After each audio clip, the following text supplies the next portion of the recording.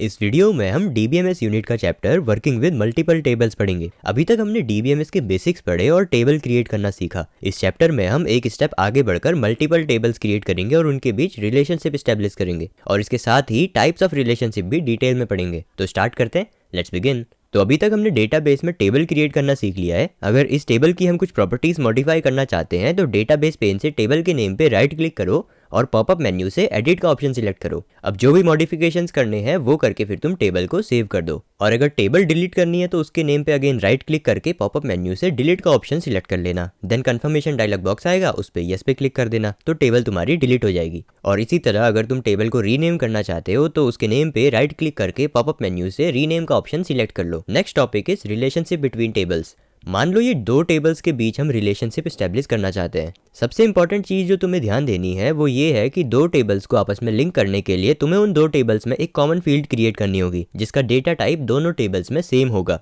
जैसे हमारी student details table में एडमिशन नंबर एक प्राइमरी की कॉलम है और स्टूडेंट रिजल्ट टेबल में रोल नंबर प्राइमरी की है। और इस रिजल्ट वाली टेबल में ये एडमिशन नंबर वाली फील्ड एक फॉरेन की है जो कि स्टूडेंट डिटेल टेबल की प्राइमरी की को रेफर करती है और इन दोनों टेबल्स को आपस में लिंक करती है। इसमें स्टूडेंट डिटेल्स टेबल को हम मास्टर टेबल कहेंगे और स्टूडेंट रिजल्ट्स टेबल को ट्रांजैक्शन टेबल कहेंगे। मास्टर टेबल के रिकॉर्ड्स को मास्टर रिकॉर्ड्स कहा जाता है और ट्रांजैक्शन टेबल के रिकॉर्ड्स को ट्रांजैक्शन रिकॉर्ड कहा जाता है। सिंपली बोलूँ तो जिस टेबल से रेफरेंस लिया जाता है उसे मास्टर टेबल कहते हैं। और जब मास्टर टेबल में एक एडमिशन नंबर का रिकॉर्ड ऐड होगा तभी उसके रिलेटेड डेटा रिजल्ट्स टेबल में हम ऐड कर पाएंगे। अब दो टेबल्स को जब हम लिंक करते हैं तो उनके बीच हम तीन अलग अलग टाइप की रिलेशनशिप सेट कर सकते हैं। पहली है 1-to-1 रिलेशनशिप। 1-to-1 रिलेशनशिप में एक टेबल का एक रिकॉर्ड दूसरे टेबल के सिर्फ एक रिकॉर्ड से लिंक्ड होता है। जैसे हम एक सिटीजन टेबल बना लेते हैं और दूसरी आधार कार्ड टेबल बना लेते हैं। अब क्योंकि एक व्यक्ति का एक ही आधार कार्ड होगा यानी सिटीजन टेबल का एक रिकॉर्ड आधार कार्ड टेबल के एक ही रिकॉर्ड से लिंक्ड होगा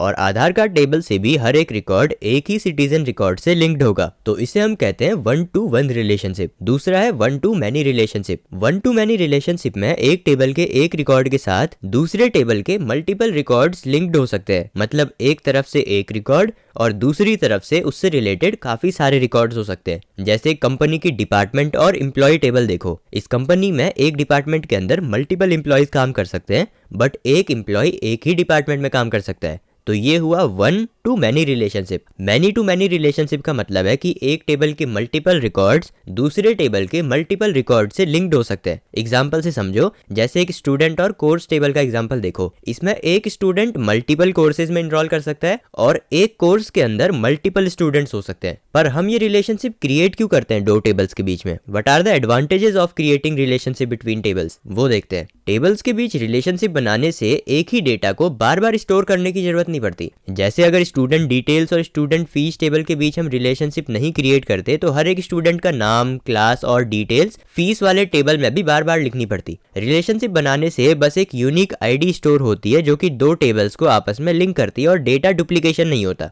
और अगर दो टेबल्स के बीच रिलेशनशिप सेट हो तो जब स्टूडेंट डिटेल्स का रिकॉर्ड डिलीट होता है तो उसी वक्त स्टूडेंट फीस से भी वो स्टूडेंट का फी वाला रिकॉर्ड डिलीट हो जाता है या अपडेट हो जाता है बेस्ड ऑन कि हमने उस पे क्या रूल सेट कर रखे हैं। इससे डेटा हमारा हमेशा सिंक में रहता है। टेबल्स के बीच का लिंक इंश्योर करता है कि गलत या इनवैलिड डेटा एंटर ना हो और डेटाबेस का स्ट्रक्चर इंटैक्ट रहे। जैसे ये दो टेबल्स देखो, स्टूडेंट डिटेल्स टेबल और student course table. Student details table में स्टूडेंट आईडी 1, 2, 3 प्रेजेंट है और स्टूडेंट कोर्सेज टेबल में भी एक कॉलम है स्टूडेंट आईडी वाला। अब इसमें से स्टूडेंट डिटेल्स टेबल है हमारी मास्टर टेबल और स्टूडेंट कोर्सेज टेबल है हमारी ट्रांजैक्शन टेबल, क्योंकि उसमें student ID as a foreign key present है जो कि रेफर कर रही है स्टूडेंट डिटेल्स टेबल के स्टूडेंट आईडी वाले फील्ड को। अब इसमें प्रॉब्लम ये है कि स्टूडेंट कोर्सेज टेबल में स्टूडेंट आईडी 4 प्रेजेंट है जो कि मास्टर टेबल में प्रेजेंट ही नहीं है। तो जब हम फॉरेन की कंस्ट्रेंट सेट करेंगे इन दो टेबल्स के बीच में तो सिस्टम ऑटोमेटिकली चेक करेगा कि student ID equal to 4 valid है या नहीं। अगर student ID equal to 4 student details table में एग्जिस्ट नहीं करता तो सिस्टम हमें डेटा एंटर नहीं करने देगा। इससे इनवैलिड डेटा इंसर्ट नहीं होगा। लास्टली, अगर मास्टर टेबल में कोई अपडेट होता है तो उसका इंपैक्ट हमें रिलेटेड ट्रांजैक्शन टेबल में भी दिखाई देता है और वहां पर भी डिटेल्स अपडेट हो जाती हैं जिससे टाइम और एफर्ट दोनों बचते हैं। तो अगर इतने सारे बेनिफिट्स हैं टेबल के बीच रिलेशनशिप सेट करने के, तो अब देखते हैं कि ये काम एग्जैक्टली करना कैसे है। सबसे पहले दो टेबल्स क्रिएट कर लेते हैं जिन्हें हमें आपस में लिंक करना है। जैसे एक टेबल है इवेंट कैटेगरी और दूसरी है इवेंट्स। और दोनों में एक कॉमन फील्ड हमें बनाना पड़ेगा जिसके बेसिस पे हम इन दोनों को आपस में लिंक करेंगे। इवेंट कैटेगरी टेबल में कैटेगरी आईडी फील्ड को हम प्राइमरी की सेट कर देंगे और यही फील्ड इवेंट्स टेबल में एक्ट करेगी एज अ फॉरेन की और इवेंट्स टेबल की प्राइमरी की होगी इवेंट आईडी। तो ये हुआ टेबल क्रिएशन वाला part.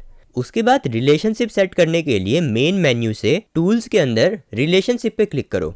Then relationship design screen appear होगी। अब इसमें हमें ऐड टेबल्स के डायलॉग बॉक्स में अपनी दोनों टेबल्स को ऐड करके क्लोज बटन पे क्लिक करना है। अब ये रिलेशनशिप्स एरिया में तुम्हें दोनों टेबल्स और साथ ही उनके फील्ड नेम दिख जाएंगे। देन इन्हें आपस में लिंक करने के लिए सिंपली जो कॉमन फील्ड है उसे फर्स्ट टेबल से ड्रैग करके दूसरे टेबल पे ड्रॉप कर दो। अब ये एक लिंक क्रिएट हो जाएगा जिसमें 1 लिखा है मास्टर टेबल के पास और n लिखा है ट्रांजैक्शन टेबल में, जो ये बता रहा है कि ये 1 to many रिलेशनशिप है। मास्टर और ट्रांजैक्शन टेबल को कभी कभी रेफरेंस टेबल और रेफरेंसिंग टेबल भी बोलते हैं। रेफरेंस टेबल वो टेबल होती है जिसमें प्राइमरी की प्रेजेंट होती है और ये प्राइमरी की दूसरे टेबल में रेफर की जा रही होती है। रेफरेंसिंग टेबल वो टेबल होती है जिसमें दूसरी टेबल की प्राइमरी की को रेफर किया जाता है एज अ फॉरेन की। इस चैप्टर का थ्योरी वाला पार्ट बहुत ज्यादा इंपॉर्टेंट है, तो ध्यान से सारी चीजें याद कर लेना। प्रीवियस ईयर क्वेश्चंस अगर तुम देखोगे तो तुम्हें पता लगेगा कि एग्जैक्टली किस टाइप के क्वेश्चंस आईटी के बोर्ड एग्जाम्स में आते हैं। और लास्ट 5 इयर्स की पीवाईक्यूज की प्रैक्टिस के लिए तुम हमारी आईटी की पीवाईक्यूज वाली ई बुक फॉलो कर सकते हो। इसमें क्वेश्चंस तो है ही, साथ में जब तुम उनके आंसर्स रीड करोगे तो तुम्हें एग्जैक्टली ये पता लगेगा कि किस टाइप के क्वेश्चन में कैसे तुम्हें आंसर लिखना है ताकि तुम बोर्ड एग्जाम्स में फुल मार्क्स इंश्योर कर पाओ। और ये बुक नए सिलेबस के बेसिस पे अपडेट कर दी है, यानी जो टॉपिक्स आ रहे हैं बोर्ड एग्जाम्स में उन्हीं के क्वेश्चंस तुम्हें इसमें मिलेंगे। तो डिस्क्रिप्शन में बुक का लिंक दिया हुआ है, RDV कोड यूज करना तो तुम्हें एक्स्ट्रा डिस्काउंट मिल जाएगा, तो अभी चेकआउट कर लो।